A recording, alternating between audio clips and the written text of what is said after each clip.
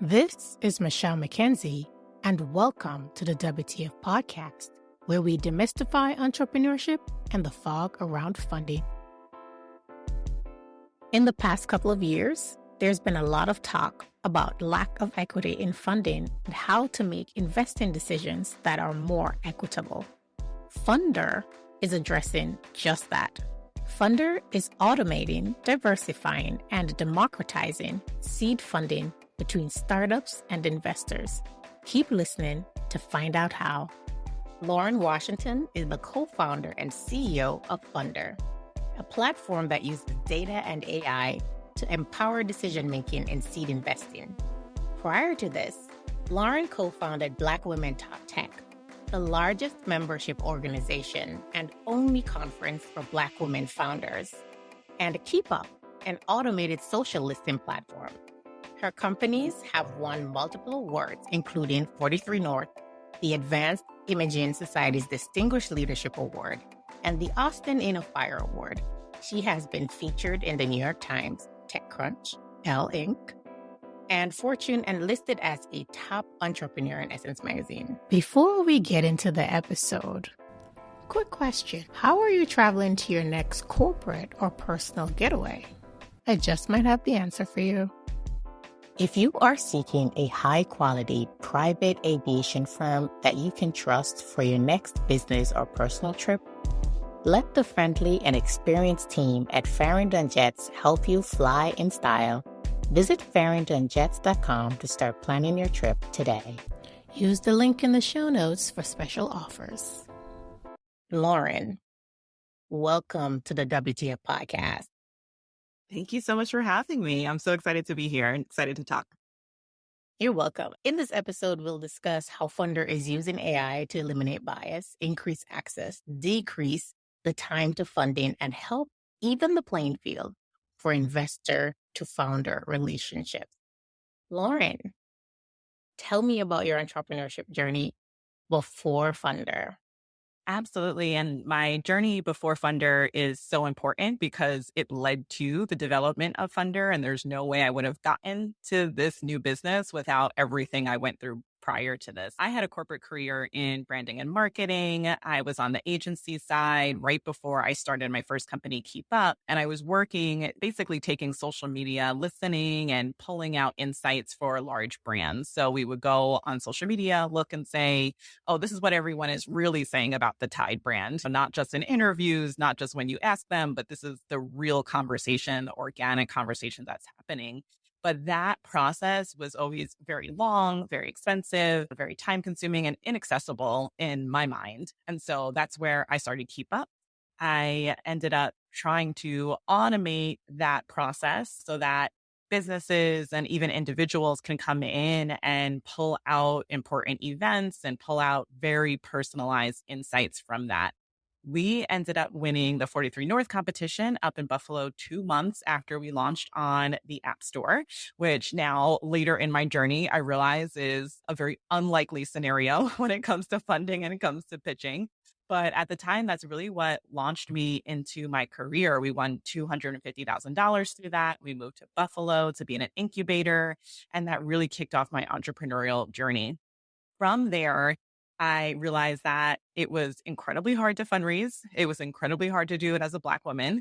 I did not quite get those two things and put those two things together, that my difficulties fundraising were also connected to me being a Black woman, because at the time, this is 2014, a lot of the data that's out right now was just not available. So you were out there on your own. So I ended up meeting these two women, Asosa Igodaro and Regina Gwynn, and we started talking about our journeys. They were both building their own tech companies as well. And we said, let's just get together and see if we can help each other and figure out how to build each other up. And that snowballed and turned into Black Women Talk Tech, which is my second company that grew into the largest conference in the world for Black women tech founders and the largest membership organization. We have since expanded into Black Men Talk Tech, as well as a nonprofit organization.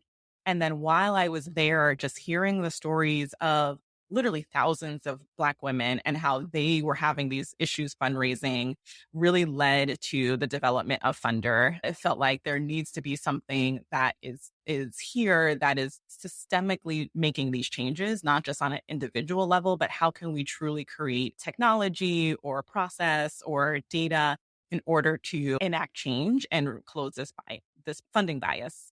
Your response was so comprehensive that you also answered the second question I was going to ask you, which is what motivated you to start Funder and the problem you are solving. I think that is quite clear from your answer.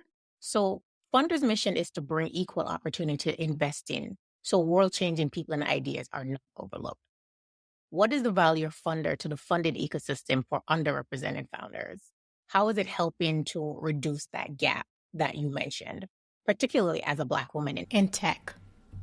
Yeah. And I built this as an entrepreneur, as a founder who has been through the ringer of fundraising previously. So I have that eye on it, but I've also been on the other side and I've looked at and evaluated and did due diligence on a number of startups, have invested in them, have been a part of large investing conversations. So I understand how both sides think and work.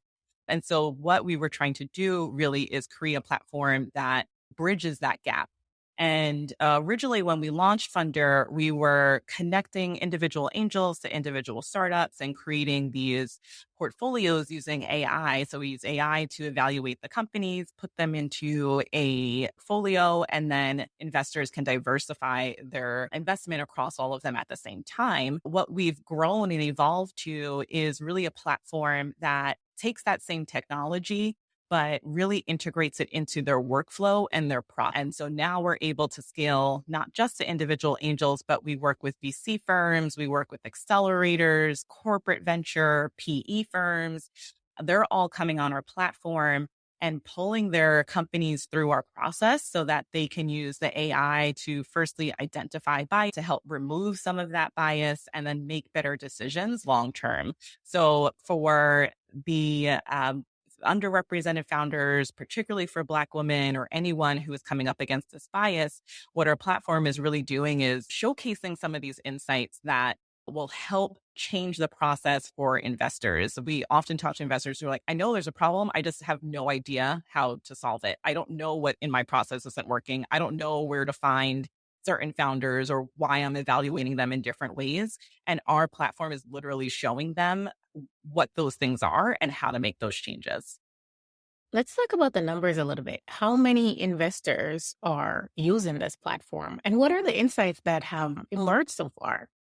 Yeah, we have about 500 investors who are actively signed up on the platform, and they are across the board angel investors, VC firms, family offices, accelerators, anyone who is investing in startups. We have a portion of them on our platform. And then we also have a larger email list that has a few thousand investors. So they get updates about companies and new companies that are coming onto our platform.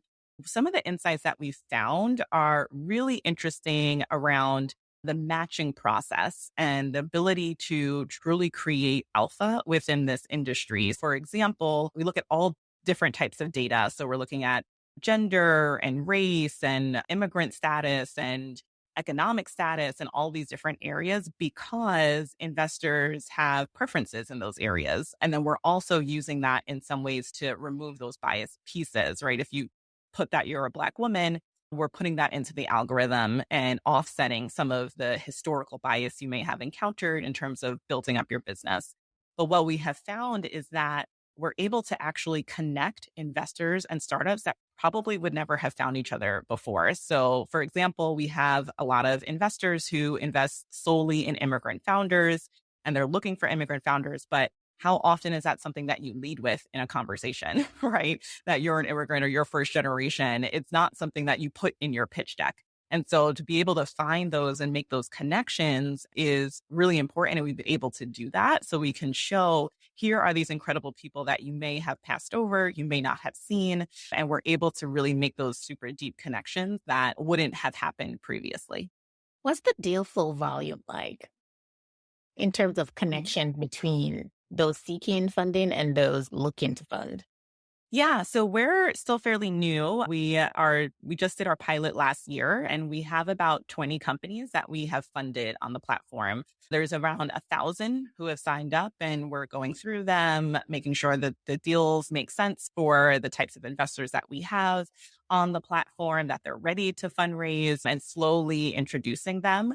With our new SaaS product, we also now have access to companies that are coming and are pre-vetted from these other investing groups. So for example, we have PE firms who are bringing companies on that they're fundraising from. We have angel groups. We have the Founders of Color Showcase, which just closed their companies and their deals on the platform as well. And these are all companies that have been pre-vetted.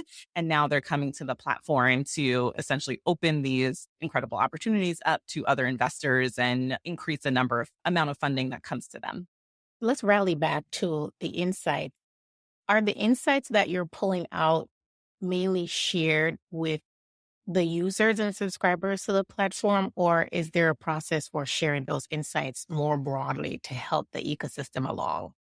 Yeah, there will be. Absolutely. So currently, the Insights Engine, which we'll be launching in a couple of weeks, is specifically for our SaaS users. So they can look through their pipeline and see, oh, we have 50% of women who come through our pipeline. Why are we only investing in 1%? They're able to really parse things out to that detailed level and make really actionable changes within their organization. So that's part of what our insights does, but absolutely that's the goal is long term, especially once we have a lot of different users on our platform from all different parts of the industry. Putting that kind of data out is everything and it's so powerful. Before we started Black Women Talk Tech, the Project Diane report came out, and I believe that was back in 2016. And that was game changing. The fact that you could put numbers to the fact that Black women had difficulties fundraising. At the time, they had said only 11 Black women had ever raised over $1 million ever in tech. That really lit a fire underneath us to move forward with some of the things we were already doing. But that kind of data is so incredibly powerful and so game changing for the industry. And we want to really do that on a larger scale. Because we're also tracking these companies on a monthly basis, we can do that very regularly. So we'll have updates on a monthly basis to really show the overall progress. And we don't have to wait a year or two in order to see where the industry is. I think that data piece is really critical because it can also help to debunk a lot of the myths currently exist in the ecosystem about who's out there or where they are, inability to find them. You're basically saying, here they are. Exactly. Here's the information that helps you to cut through all of that. So That's I think exactly that, right. yeah, no, that piece is really critical. I'm speaking with Lauren Washington, founder of Fundr AI. We've been talking about the need for the platform, and now we are transitioning to talk about entrepreneurs who are on Fundr. What's the benefit to them? And how is the data that's being derived from Fundr helping to change the funding ecosystem? Keep listening. Lauren, I want to shift a little bit. Now, if we're talking, let's say you're speaking directly to an entrepreneur of a SaaS business, what do you want to say to him or her about the benefits of being on Fundr?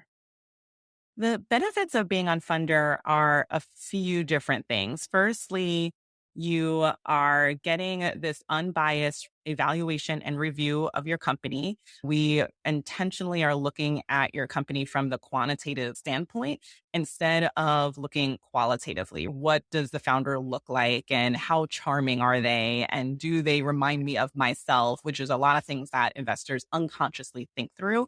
But when you actually have data in front of you and you're able to look at one company and compare it to another company, apples to apples, that actually helps remove bias just inherently from the process and make sure check those biases and think again. If you're looking for something like that, this is the platform for it. We also are able to open up your deal to a number of different investors. As I mentioned, we have angel investors, we have family offices, we have VC firms, and they're all looking for very specific matches to their thesis. And we are able to make those connections directly on our platform.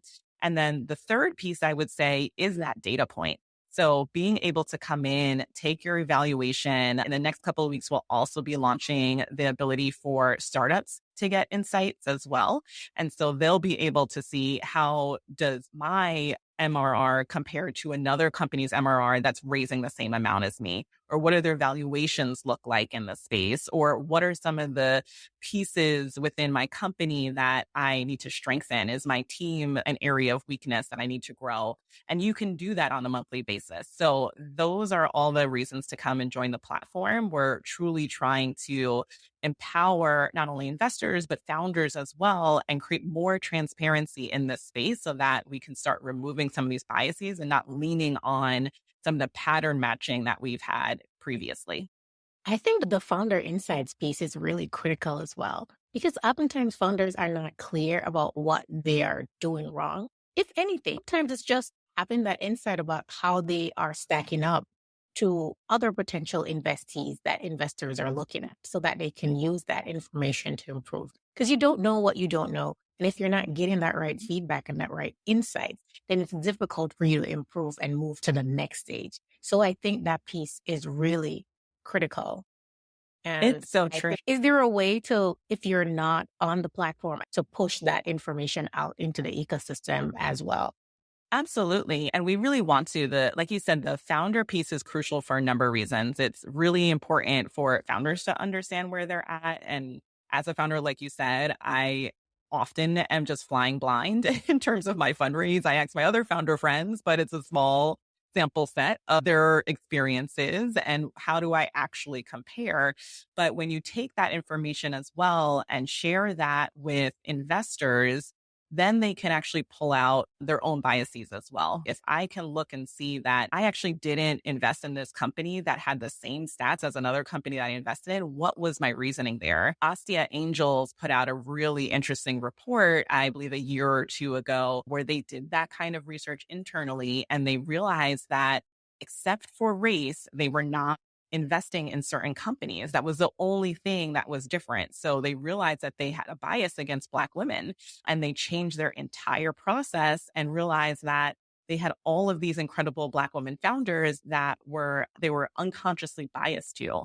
And not only that, but then when they started sharing it out to larger syndicates to bring other angel investors into the deal, they realized it was significantly harder for them to build that syndicate and get funding. They had to reach out to, I think, 60 different angels to get the same amount of money that they had to reach out to only a handful for white women founders. And so when you look at it like that, when you look at that larger bias, being able to pinpoint those things and show, are these companies really that different? Or is there something else here that's making that difference in your mind? And shout out to Astia for doing that. Whatever their reasons were for doing it, they did it, for Hmm. sharing that information and trying to make change, because they're not the only ones who have that bias. But at least give them credit for doing something about it, for asking themselves a question and then doing the deep work to uncover where the bias was and what's behind the bias, and then trying to make steps to address that bias.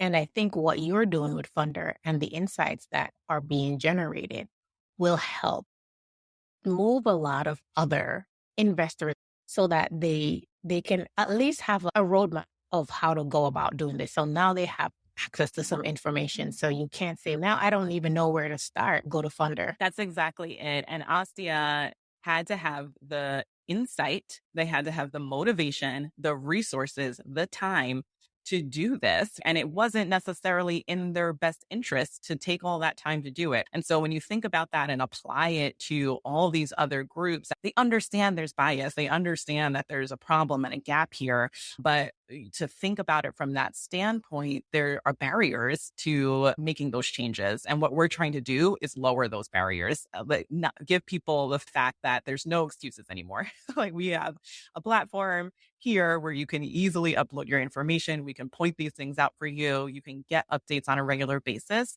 We're trying to remove not only the bias, but the excuses for not moving forward and doing that kind of work. No, absolutely.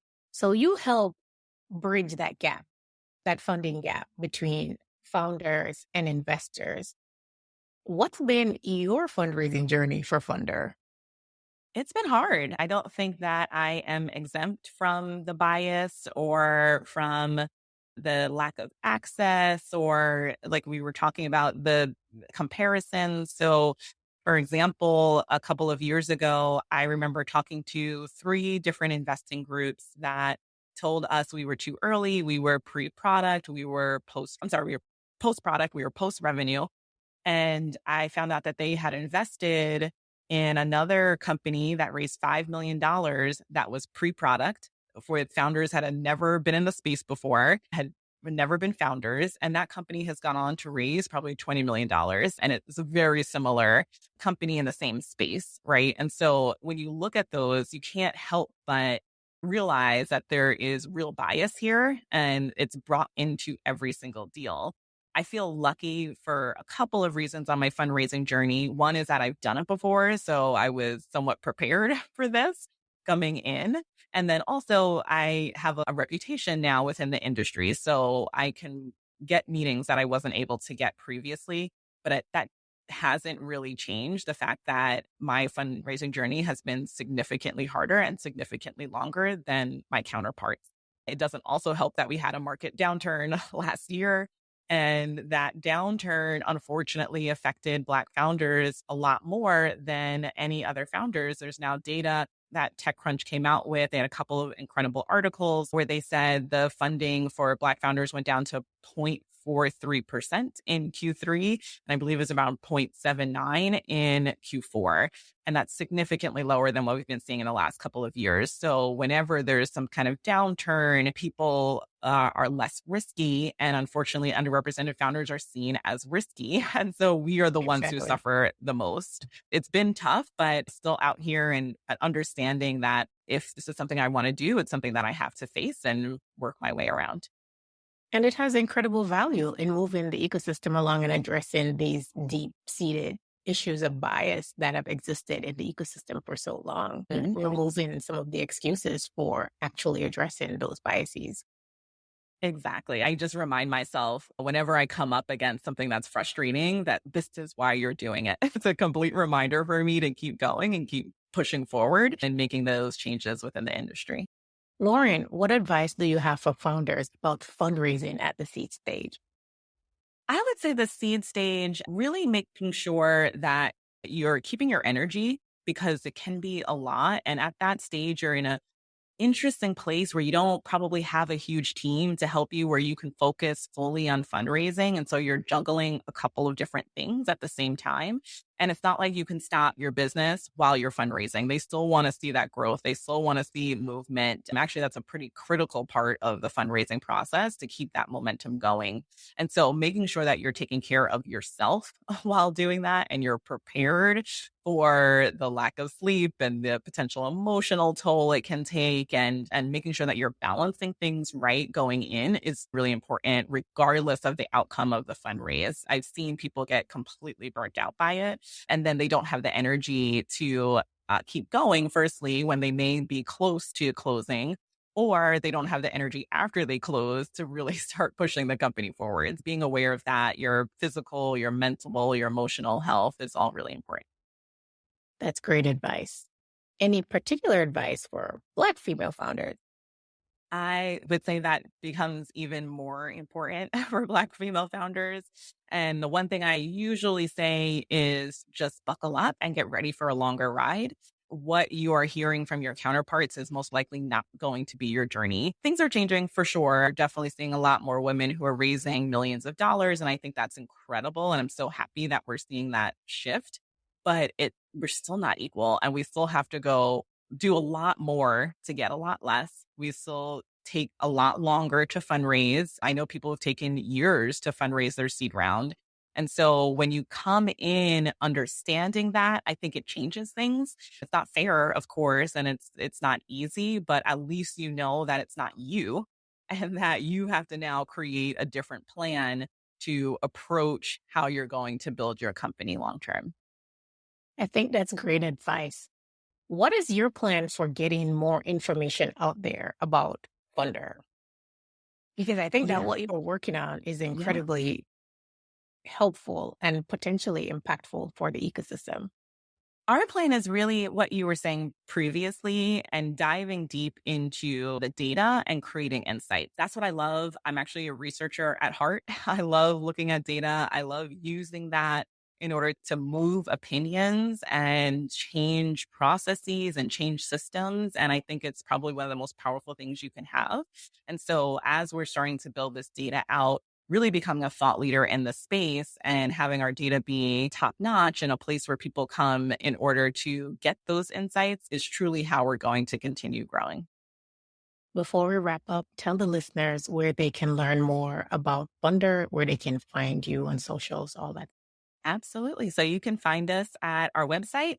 It's fundr.ai, fundr.ai. And we are also on LinkedIn, Instagram, Twitter, and you can follow us there. Lauren, thank you so much for stopping by with your wonderful insights. And for the founders listening, make sure that you check out Fundr and get on that platform to get those insights, especially those Fundr insights. I think that those are really critical to help with the fundraising journey. Lauren, thank you so much. To my listeners, I hope you enjoyed this episode. Don't keep good content to yourself. If you enjoyed this episode, let me know by rating, reviewing, and sharing this episode with 3 friends. Subscribe to the podcast at its home on the Alive Podcast Network and your favorite podcast streaming platform. Follow the podcast on Instagram at where'sthefunding_podcast and follow me on LinkedIn, Michelle J. McKenzie, and follow the show on its LinkedIn page. Join me next Friday for another episode.